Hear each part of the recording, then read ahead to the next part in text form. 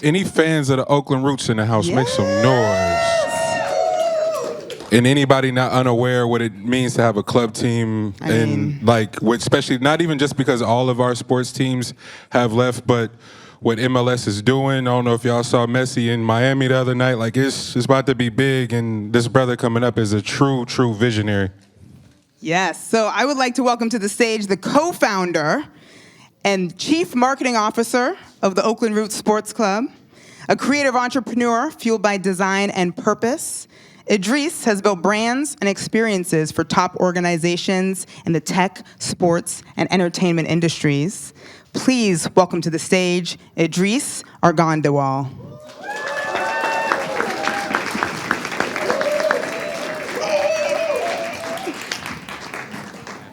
Hello.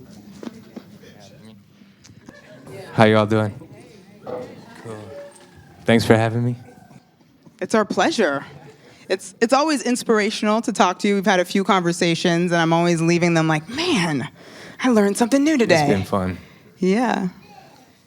So I want to talk a little bit. We're going to go into your past a little bit. Like, you've done so many things, you know. I learned recently you were in medical school. You were going to become a doctor. Mm-hmm. You worked for Diddy for a while. Like, you've had all these experiences. And I know you could probably talk about this for a minute, but like if you were going to break it down into the things that you learned and the things that have brought you to where you are as the co-founder of the Roots, like what are the experiences that you feel like stand out to you that have brought you to where you are? I think it really comes down to empathy, and I learned that empathy can be a tremendous vehicle in touching people, creating products for people, and furthermore, it's the highest form of intelligence, in my opinion. I think a lot of people can go and get many degrees and travel the world, but if you don't have a sense for humanity and the things that come along with that, the senses, you know, it's going to be rough and it's going to be troublesome.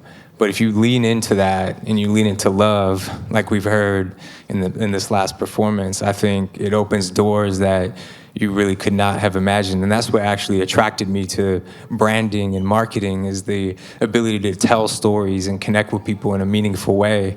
You know, I was in medical school, like you talked about, and I got into medical school, and I spent a lot of time in the hospital. And unfortunately, I had experienced a lot of folks coming in at the tail end of their life, struggling, dealing with the motions of life and being alive. And I wanted to do things while people were alive that impacted them in their lifespan, not at the tail end.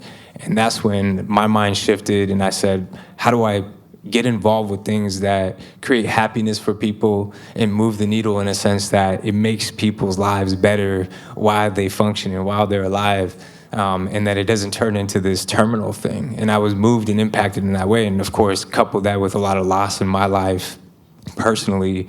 And I told myself I really only have one shot at this, and I might as well give everything I can to make the world a little bit better. So, yeah. Wow. Edreece, you know I'm a big fan, and one of our earliest encounters, I had on a Roots shirt, and we were on tour, and I remember getting stopped in Seattle, and this person is making a big scene, and I even at that time I didn't really understand the magnitude of what the Roots represent. Can you give us like some insight to your thought and what the mission of the Oakland Roots was and what it's become as you guys have scaled? Yeah, I mean, I'll start with saying, like, I'm mad humbled that we're even in this conversation of being a professional sports team. In 2019, when we first opened the gates on August 31st, I was just a young cat turning 30 years old, and I was listening to Childish Gambino, Telegraph Ave, and in the song he says, you know, we'll both be turning 30 soon in Oakland. And I remember having this epiphany of a moment. I get to the game. We didn't have no sophisticated ticketing platform or staff. I thought, are 5 people going to show up or 10 people? And it ended up being 5,000, 6,000 folks. And oddly enough, Ryan Nicole performed at that match. And what, full circle, of which now Jay Wall a couple weeks back was at our game performing. So it's a real full circle town shit, you know. So for me, you know, just seeing her throw up the O for Oakland and to see her perform now here on the stage and then just be in this position, Monty, I can't even describe how humbling. But at the same rate, Oakland Roots and Oakland Soul have Oakland in its name, and I think that comes with a lot of responsibility. And with that said, I think I'm willing to. I think our staff is willing to deal with whatever comes with that because the town deserves it, you know. And so we've been pushing hard to really ensure our values and our beliefs reflect Oakland, inclusivity, diversity, the arts, the humanities. And we are one of the only purpose-oriented sports organizations in the States. It means that all of our efforts go to one thing and one thing only, Oakland First always, which is our tagline. It's not easy to do that. Oftentimes, decisions that you make, you know, are wrong, you know, but the beauty in the process of being able to listen to the community and really do things that are in alignment with their values and beliefs. And I think we've moved with the community since day one, and that's been my philosophy is like stay tapped in and pay respect to your elders, and somehow, some way, the town will put you on their back and will support you, and that's been the case. So you talked a bit about storytelling, right? And you're the chief marketing officer, and I feel like you've done such an amazing job with like the branding with Oakland Roots, right? So can you talk a little bit, you know, our theme is ownership is power. And like when you think about how you've developed this really strong brand, like what goes into that? And like what was the purpose behind that part of your role? Yeah, I mean, a lot of people ask me, like, how did y'all develop the brand of Oakland Roots? And quite frankly, Oakland designed and built the brand of Oakland Roots, right? In the early days, we got OGs in the room, we got stakeholders in the community to give us insight on what it means to represent Oakland in an authentic way. And that led to the incredible design of our crest. And when we dropped the crest, we leaned heavy into the swag of sports. And I think a lot of sports teams don't do that. I don't rock any of the gear outside of game day of any professional sports team, and maybe others do, but I saw an opportunity to really tap into the lifestyle component of sports. You know, sports is life. It's such a source of happiness and coming together for people, and why not be able to rock Oakland Roots hoodie at Milan Fashion Week? Like, you know, that for me was a shift in thinking, and when we leaned into that, we didn't have any money at the time. Oaklandish said, you know, I believe your crazy ass, Angela and Aaron, and made some hoodies for us. And at that moment in time, I think 1 in every 10 people knew we were actually a soccer team. And our investors to date ask us, like, was that purposeful? And I say, absolutely. Like, this club is not about the sport of soccer itself. Yes, we want to win and bring winning culture and an identity to Oakland, which other ownership groups just have not in the past, and we won't speak on them. Wow. Shots fired. But I think and I believe you can win and you can do it with swag because Oakland has done it historically. And Oakland has leaned into social purpose and impact historically.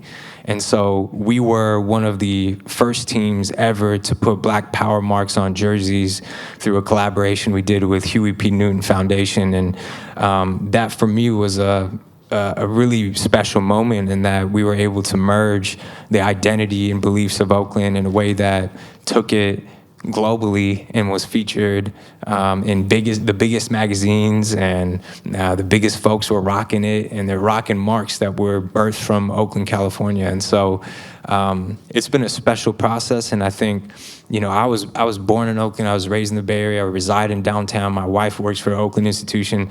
While I'm here, I hope there ain't no kids in here, but we gonna fuck shit up as much as we can, you know? So that's my philosophy, and hopefully it stands for a long time, so. One of the important things I've actually learned from you is like how important it is to sort of educate your demo and your fan base and the consumer.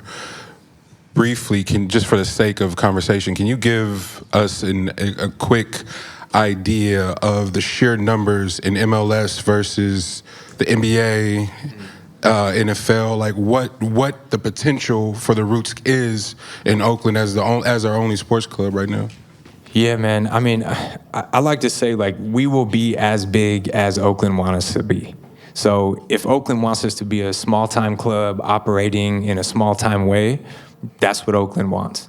If Oakland wants us to become the biggest sports team in the world, well, FC Barcelona, we coming for you. You know what I mean? And so, that's the way we're approaching this and we've received feedback from our fans and the community that this is a special model, being a purpose-led organization, having swag, having Oakland in the name, having the lens of design and aesthetic that really sports hasn't really done in the past.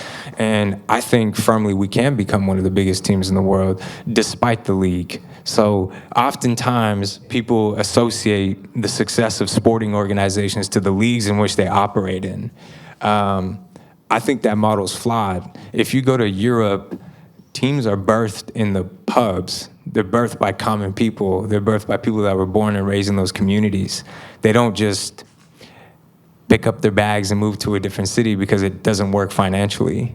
So it's a completely different model in which we're building, and we have to relearn and readapt people's thinking about how professional sports works. And soccer, as you all know, is one of the world's biggest sports. More people follow the sport of soccer than religions combined.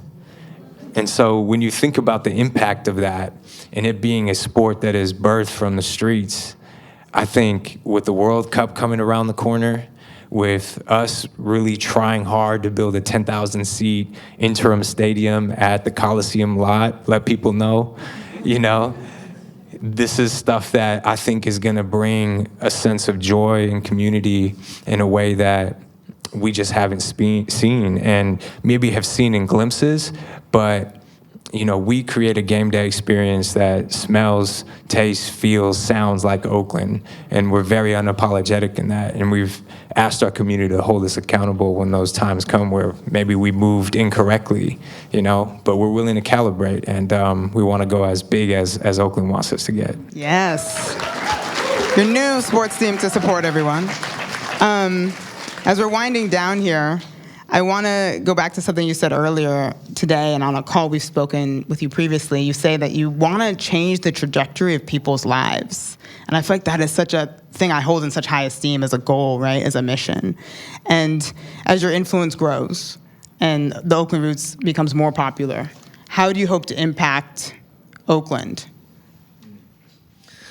Wow. It really comes down to, like, life is hard for many people. I would say even all people. And if we can bring joy to people's lives at a game day and not make them feel frustrated or angry or sad, I think that's very, very special. And that's our goal and our mission. If we don't do that, people will associate our organization with frustration. Right? And that is not what we want. We want joy, we want community, we want togetherness, we want the games to look and feel like Northeast West Oakland. And I think Oakland in general has been such a pillar, not only in the nation, but in the globe. And it is time that we bring a different light to the world that makes people see us the way we see ourselves. And that is the duty and the obligation of a professional sports team. It's owned by the community, and it's a perfect segue to the decision we made in the next 2.5, 3 months to be owned by the community. We're opening up a community investment round, and this means that our community can directly participate in the value creation of our club. This isn't a donation. This isn't a piece of paper you get in exchange for your monies, of which, what we're creating fair and equitable minimums. But we want people in Oakland, people in the greater Bay Area to look at our team as their team, right? Our town, your team, and we want people to be able to see it in a different light that has never occurred. So we're really excited to be able to unravel that information in the next couple of weeks and months, but that is something also that I'm really, really excited about. So Yeah. That was gonna be my next question. When? You can't say yet. In the next Not couple. yet. Okay. Yeah. More details coming out All right. soon. So follow Oakland Roots. Oakland, can y'all please make some noise for our brother Edreece? Appreciate you. Support the Oakland Roots, y'all. Thank you for having me. Thank you. Thank you, thank you, so much. thank you. Very much. Love you, bro.